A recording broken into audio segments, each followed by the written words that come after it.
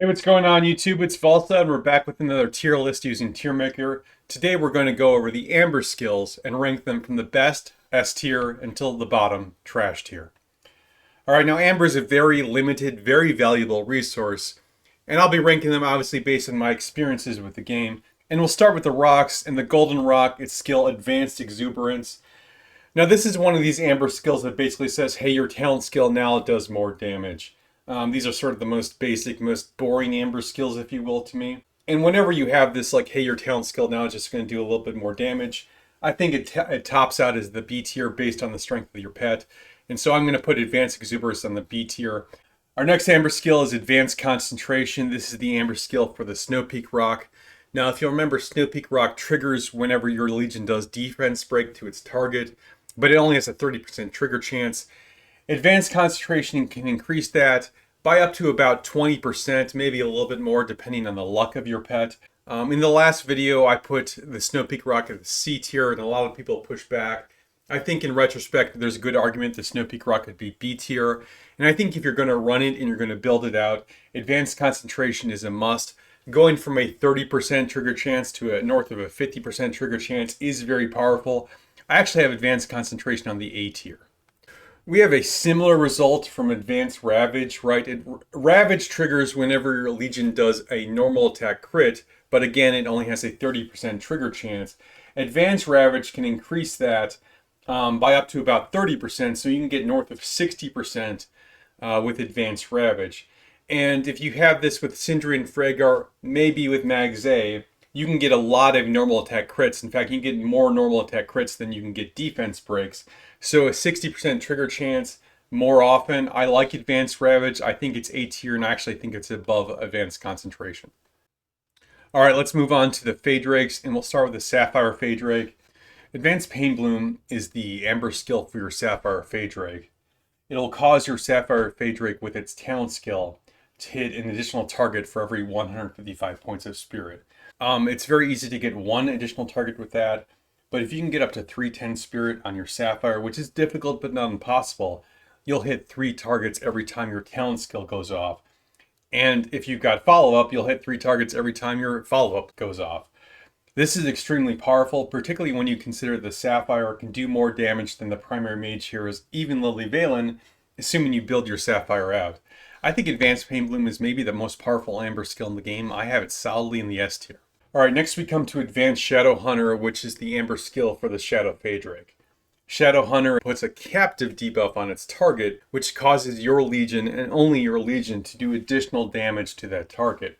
What Advanced Shadow Hunter does is it increases the duration of Shadow Hunter based on the spirit on your pet. Now, Shadow Hunter's base length is 2 seconds. Advanced Shadow Hunter will increase that by 1 second for every 75 spirit your pet has. So you can get to 225 spirit pretty easily. That'll add 3 seconds to Shadow Hunter. If you manage to get up to 300 spirit, which again is difficult, not impossible, it'll add a full 4 seconds to your Shadow Hunter's cast. Right? This pet is really designed for Berk Tohar. We're doing single target mage DPS. This is very strong with them. I have Advanced Shadow Hunter at the top of the A tier. Our next Fade Drake is the Seraphic Fade Drake, and for it, it has Advanced Soul Source, which is another one of those, your talent skill does more damage. I'm not a big fan of the Seraphic Fade Drake, among other reasons. The Seraphic really falls off on its follow-up cast because it can't build stacks of entreaty very quickly. Increasing the percent damage on the Seraphic, I think, is pretty mediocre. I have Advanced Soul Source in the C tier. Finally, we have Advanced Arrogance, which is the Amber skill for the Berserk Fade Drake. The Berserk Fade Drake is the weird Fade Drake that does physical damage. It's really designed for Ferondel. It's very strong for him, but not really good for anyone else. We do more damage with our talent skill. Okay, that's okay. The Fade Drake can do a lot of damage with its talent skill, but I only have Advanced Arrogance in the B tier. Okay, let's turn to our War Bears. Our first skill is Advanced Quickening, which is the Amber skill for the Bruin Bear. Remember, the Bruin Bear excels at doing counterattack damage to legions in melee range. What Quickening does is it puts stacks of barb marks on any targets in melee range, and then when it triggers, it does damage based on how many barb mark stacks those legions have. At base, Quickening can only put 3 stacks on enemy legions, but if you have Advanced Quickening, it can get up to 6 stacks, depending on how good your agility is. This can be very powerful if your legion is in melee range with a lot of enemy legions, and Gore Skullgirl can often be, but it's sort of limited in its application in a way that some of the other skills aren't. I like Advanced Quickening, but I only have it on the B tier.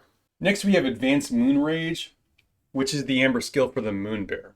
What Advanced Moon Rage does is whenever Moon Rage triggers, and remember Moon Rage can hit up to 3 targets, Advanced Moon Rage gives you a 70% chance to do damage to anything hit by Moon Rage. The important thing to understand here is this is a separate damage source for your Moon Bear. Basically gives you a second damage source to anything you hit with your primary talent skill. The second damage source with the Amber skill, that's extremely powerful because what that does is it gives you an additional avenue to apply all your damage boosters to, right? So if you just add this to a Moon Bear and nothing else, it's okay. But if you build out your Moon Bear, then Advanced Moon Rage is going to take advantage of all those damage boosters, for example, Fatal Bite, Angry Roar, etc. An additional avenue to take advantage to all those other high skills you have on there. I love that. I have Advanced Moon Rage solidly in the S tier. Our next Amber skill is Advanced Frost Armor, which is the Amber skill for the Frost Bear. What the Frost Bear's talent skill does, Frost Armor, it gives you a chance to do damage whenever you're hit with a normal attack.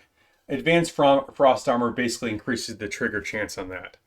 In theory, this is really good. I like increasing the trigger chance, but the problem is that the Frost Bear just isn't that strong to begin with. And so increasing the trigger chance on my not very strong pet, I'm not that impressed. I only have Advanced Frost Armor on the C tier. We kind of have a similar story for Advanced Friendship. This is the Amber skill for the Friendship Bear, and what the Friendship Bear does is anytime your hero is healed by its hero skill, it gains vigor, so additional hit points. Advanced Friendship extends the length of that effect by 1 second for every 98 points of agility. This is something that I'm not very impressed with. It also goes on the C tier. Okay, now we're moving on to our lizards, and we're going to start with the Sand Lizard. The Sand Lizard, as I'm sure you're aware, heals up to 4 of your nearby friendly legions every 6 seconds while you're in combat. What Advanced Stone Aura does is it decreases the cooldown by 1 second for every 135 points of agility. You can get the cooldown down by 1 second fairly easily. You can get it down by 2 seconds if you have 270 agility, which is achievable, but actually kind of tough to do with the Sand Lizard. I like the Sand Lizard. Increasing the proc by 1/3, right? So every 4 seconds instead of every 6 seconds. That's good. If you build out that heal ball, if you really go full into it, I think this is decent. But really, I would have to have an account that's going full in on the heal ball before I consider this. I have the Stone Aura sort of at the bottom of B tier. Okay, moving on to the Poison Lizard. Now the Poison Lizard's talent skill, Infection, gives it a 12% chance whenever it's hit with a normal attack to put a ticking debuff on whatever legion hit it. The Amber skill, Advanced Infection, improves that trigger chance by about 6% if you've got strong luck. Alright, going from 12% to 18% sounds like it'd be a really good deal, but there's a hidden drawback here. Infection has an internal cooldown, it can only trigger once per second. Now imagine your legions in the field getting hit by, 12, 15, 20 legions, whatever. Each one of those legions has a 12% chance per turn to trigger Infection, but as soon as the first trigger occurs, it can't trigger again. The reality is, in open fielding, Advanced Infection really falls off as an Amber skill. In the 1-on-1v fight, it's great, but at this point in the meta, the Poison Lizard is really starting to fall off in the Rally Garrison fight, and so it doesn't see a ton of 1-on-1 use. I have Advanced Infection at the B tier and at the bottom of the B tier. Our next skill is Advanced Tempest. This is the Amber skill for the Thunder Lizard. I bet you didn't even know it had an Amber skill. What Advanced Tempest does is it causes your Thunder Lizard to do more damage with its talent skill. You should never run a Thunder Lizard anyway. Don't waste your Amber on it, the Advanced Tempest. It's in the trash tier. For the Frost Lizard, Advanced Ice Core causes your Frost Lizard's Ice Orbs to hit more enemy legions. With every 150 points of Spirit, the Ice Orb will hit an extra enemy legion. That'd be great if Ice Core and the Frost Lizard wasn't a trash pet anyway. Do not use the Frost Lizard under any circumstances. Advanced Ice Core, also trash tier. Alright, next we have the Manticores, and we'll start with the Shadow Manticore and Advanced Barbarism. What Advanced Barbarism does is anytime your hero heals itself with a hero skill, Advanced Barbarism gives your Shadow Manticore an 80% chance to do additional damage to the target. All right, so it's not 100%, but 80% chance. That's very good. That's going to proc for it every 5 times. All right, now the Shadow Manticore is obviously built for Magzay, and what's great about that is Magzay will that march will heal itself every normal attack anyway, so you got an 80% chance to do additional damage every round. Now, I've already told you how good getting that additional damage source is, because this will cause your Manticore to take advantage of all those great skills like Angry Roar, Blood Roar, Tooth and Claw, etc. with an additional skill. In fact, on my Shadow Manticore, Advanced Barbarism outpaces the talent skill, does more damage to it by more than 2 to 1. It's not entirely an apples to apples comparison, but I still think the Shadow Manticore becomes a great pet with Advanced Barbarism. Right now, it's only really a great pet for Magzay, but Magzay ain't going anywhere anytime soon. I think Advanced Barbarism is a phenomenal skill. I have it on the S tier, actually above Advanced Moonrage. Our next Manticore is the Blade Manticore, and Advanced Gleaming Blade is the Amber skill for the Gleaming Blade skill. This is another one of those do more damage with the talent skills. Now, to be fair, Gleaming Blade does hit multiple targets, so doing more damage to multiple targets is a good thing. The downside for me is that the Blade Manticore is really trending downward as a pet. I find the Moonbear an adequate substitute and sometimes even a better performer for Urag Tobin Cav marches than the actual Blade Manticore is. I'm really underwhelmed with it as a pet. So this skill, it would be B tier, and it would be top of the B tier if the Blade Manticore was a better pet. It's still okay. I'll leave it at the B tier, but kind of towards the end of it. Next, we have Advanced Puncture, which is the Amber skill for Puncture, and the Barbed Manticore, the pet really designed for the Sybil Fulgrim marches. Advanced Puncture is another do more damage to whatever the target we're hitting is. Sybil Fulgrim are still relatively new in the game. I expect the Barbed Manticore to be a very good pet when people build it out, but I really haven't seen that a lot yet. I'm keeping Advanced Puncture in the B tier. I'll put it sort of in the middle of the B tier. We'll see. Finally, we have Advanced Outburst, which is the Amber skill for the Auric Warhound. Advanced Outburst is another, hey, my talent skill does more damage. So I think for me, it's capped at the B tier. The Auric Warhound does seem like it's going to be one of the stronger pets in the game, and its talent skill does hit 2 targets. I'm going to keep Advanced Outburst in the B tier, but I actually think it's at the top of the B tier. I'm going to put it all the way as the strongest B tier skill, with the caveat that we're still sort of building out the new Nea Lishanyen marches. We're still building out these Auric Warhound pets. So I have more uncertainty with Advanced Outburst than other skills. All right, finally we turn to the generic Amber skills. We'll start with Advanced Follow-Up, which is obviously the Amber skill for your magic pets. Follow-Up is the way to get a second damage source on your magic pets, but Follow-Up only has a base trigger chance of 40%. Advanced Follow-Up can increase that by 20% plus an additional percentage based on your luck. On a very high luck pet, you can literally get a 100% chance for Follow-Up. I think any magic pet you're building out needs Follow-Up, and I think you need Advanced Follow-Up too. I have Advanced Follow-Up very high on the A tier. Next, we have Advanced Fierce Attack, which is the Amber skill for the Fierce Attack package. Remember, Fierce Attack is really a cav-based skill, although it can see some uses in occasional infantry or archer march.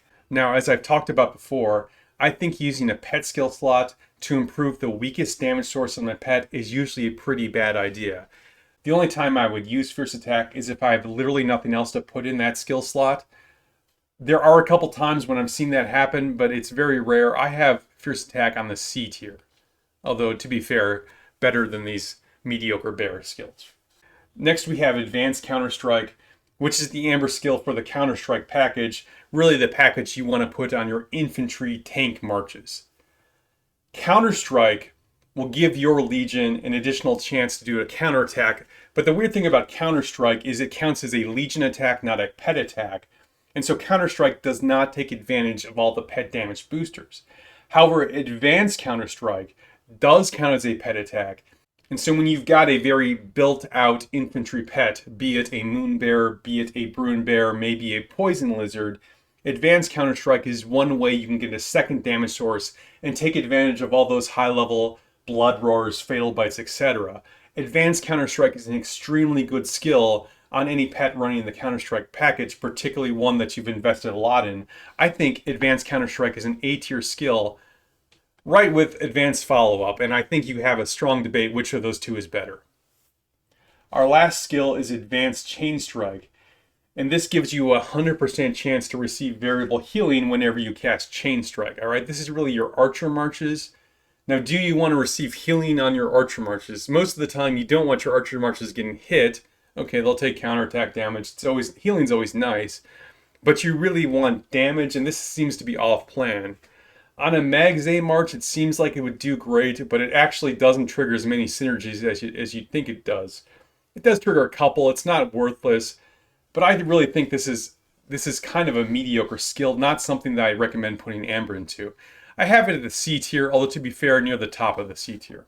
Alright, and that, in my opinion, is where the Amber skills are in the game right now. This is just based on my experience, but like I said earlier, Amber is an extremely valuable, extremely limited resource, and you've got to be very deliberate, very careful when you apply those resources. Now, obviously, where you put your Amber is going to be influenced by what type of player you are. Are you an infantry player? Are you a mage player, etc.? And what your key heroes are. But with that in mind, this is sort of where I see the Amber skills right now and what the best uses of Amber in the game are right now. Hey, that's it. And thank you to everyone for stopping by. If you enjoyed this content or found it helpful, please hit that like and subscribe button. If you think your pet is Doom Pet worthy, send it on in. We'll be rating and ranking them right here on the channel. Look for more details in the description below. And until next time, you stay classy, Belleron.